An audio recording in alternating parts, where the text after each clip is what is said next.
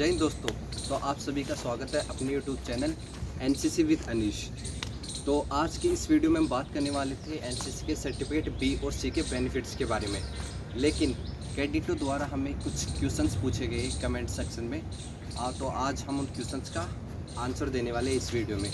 तो जो first question है वो पूछा है कैडेट अवंतिका ने।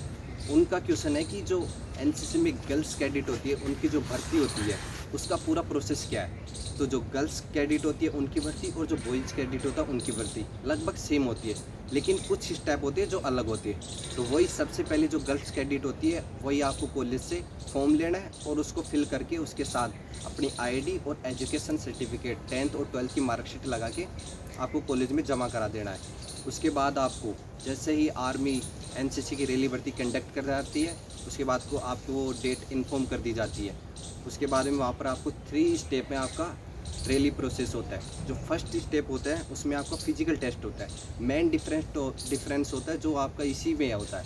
जो बॉयज़ कैडेट होते हैं उनकी यहाँ पर 1600 मीटर की रनिंग होती है, लेकिन जो गर्ल्स कैडेट की भर्ती होती है उनकी केवल 1 किलोमीटर की रनिंग होती है। जो 1 किलोमीटर की रनिंग करवाती है गर्ल्स कैडेट की, उसमें यदि आपकी टाइमिंग 5 से 6 मिनट आती है तो आपको 15 मार्क्स मिलते हैं। यदि वही टाइमिंग 7 से 8 मिनट आती है तो आपको ओनली 5 मार्क्स मिलते हैं। तो आप कोशिश करना कि आपकी टाइमिंग 5 से 6 मिनट हो।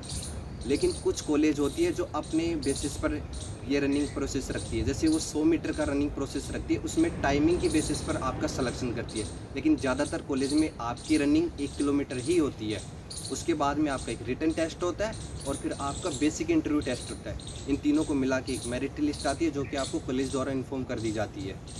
तो इस जो गर्ल्स कैडेट होती है उनका रैली का प्रोसेस यही होता है। जो हमारा सेकंड क्वेश्चन पूछा है वो पूछा है कैडेट नीतू ने। उन्होंने पूछा है कि जो हम एनसीसी के दौरान जितने भी कैंप करते हैं जो उनसे हमें जो सर्टिफिकेट मिलते हैं उनके क्या बेनिफिट्स हैं। तो उनके जो बेनिफिट्स होते हैं उनका जो मेन बेनिफिट्स होते हैं वो हमें मिलते हैं जो एनसीसी के ए सर्टिफिकेट, बी सर्टिफिकेट और सी सर्टिफिकेट का एग्ज़ाम देते हैं तभी मिलते हैं। उनका अलग से कोई बेनिफिट्स नहीं है।